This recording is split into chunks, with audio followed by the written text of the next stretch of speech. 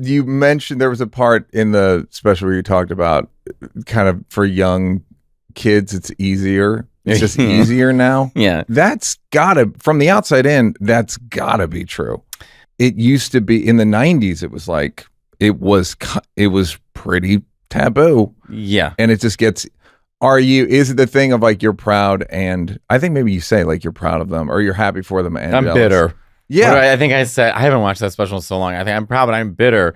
You go home, turn off the lights, listen to Madonna, and cry like the rest of us, you son of a bitch. Yeah. You know, very Joan Riversy. Is that like a popular strain of ideology? It's more age, really. Yeah. Well, that's what I mean. Like age. With age, that because so 60-year-olds must be like, you think, right. They look at you as like, of course. Yeah. I mean, Fran Lebowitz said it best. She goes, I was in the age of the sexual revolution. My parents like, oh no, we didn't get to have sexual revolution, so you don't get to enjoy it. It's just generational.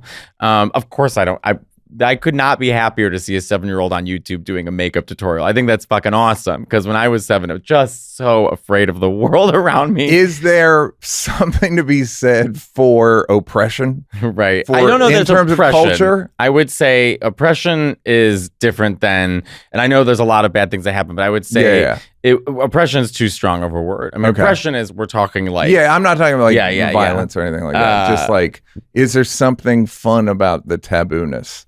Of course. But I grew up in a family where it's all about my mother had such a traumatic childhood. Everyone uses humor to get out of trauma. And so even for me, like coming out of the closet, my only way out of it was through humor. How old were you? When I applied to a job at Michael's. No, when I was 18 or 19. I remember the week that I came out. Was it like one of those obvious ones? Like, I mean, come on. I mean, there was. Yeah. This is not. No one's wet. Around me. But I resent that. I resent people who say we knew before you did. I resent that. Why? I get so angry about it because it's like saying your trauma means nothing to me. When someone comes out to you and someone says, we knew before you did, what they're saying to you is that I'm not even going to listen to the pain that you went through and brush it off. Was it at their hands, though? Meaning, were they the homophobic ones, or were they? No, I never got like homophobia. I mean, I did in high school.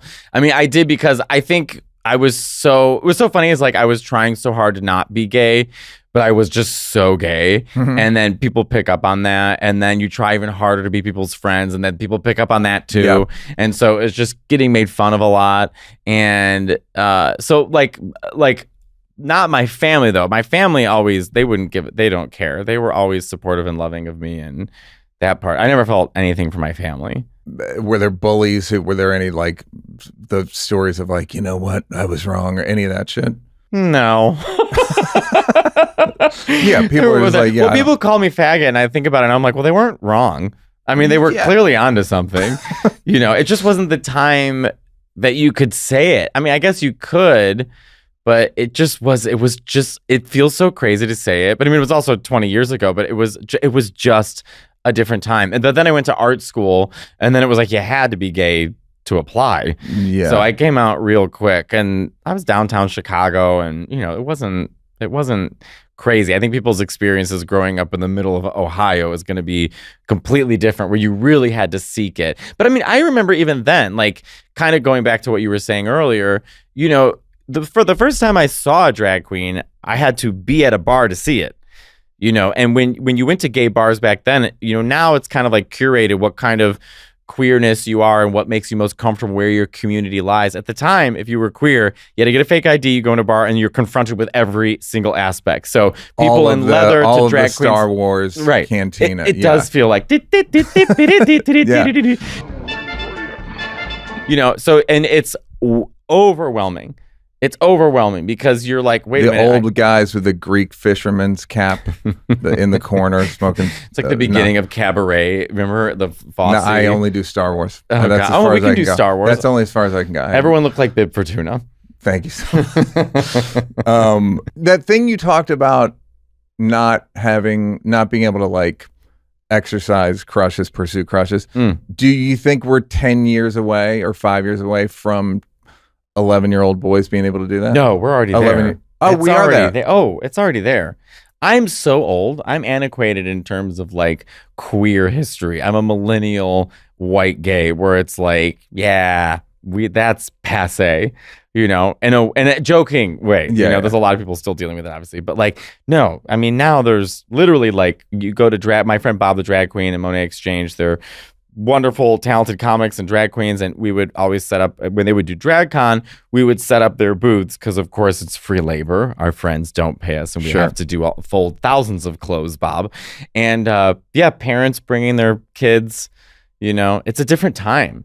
It's a completely different time. So I just couldn't even imagine. Like, sometimes I was trying to think of a joke because a lot of the people in the queer community get really upset. Like when Pride comes and suddenly Chase Bank is full faggotry. We love gays. We're on prep.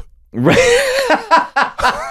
But you know what? As a kid, sometimes I say like I would have given anything for anyone to validate my existence. Anything. I would, if a bank, even if you weren't out. That's what I'm saying. When I was 5, if my local bank said we love you, at least my bank can say it. I was seeking Disney villains to sort of find my footing. The first gay person that I saw on television was C-3PO. Am I wrong? Yes. The Richard Simmons of space. By Return of the Jedi, literally at one point he goes, "Dear Lord!" I'm like, you had a few jokes about that. About like I noticed the through line of like, oh, these are all. There is a gay character in everyone. Yeah, very. There was an article I read about how Disney villains are queer coded, and James Adomian has the best bits about it, like Ursula being gay, and like he was like all the villains like yes, yeah, like super good. James Adomian's a genius. She's like, I'm a big dyke with a butch haircut. Ew. Like Maleficent, and I was always drawn to the other as a kid. Well, yeah, but you wonder like, is that homophobia? No, it's not. It was so you think savior. It's right, but I'm saying. It's like you can't now when you make a villain in an action movie, they can't just be evil. They have to be. Well, it's like can they now they could be Russian. They can't be Middle Eastern. No, like the certain things of like what can we get away with? I wish that all villains were Skeletor from He-Man. So He-Man, you bumbling fool! Yeah, like that was the gayest character of all time, and I mean, I have like such a deep love for Skeletor. It was originally voiced by Truman Capote. I just love the idea of a evil skeleton face, and somehow the producers were like going through auditions, and when he was like, they're like, that's the voice. Like it's insane to me. Skeletor is full Scooby-Doo villain. Faggot. Yeah, that's what I'm trying to say. He literally says, he's like, you boob. It's the sorceress, you boob. I'm like, what?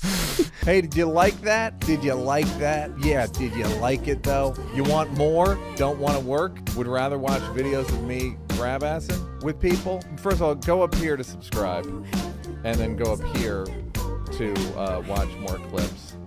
This is like when the weatherman says that there's a high pressure system coming in.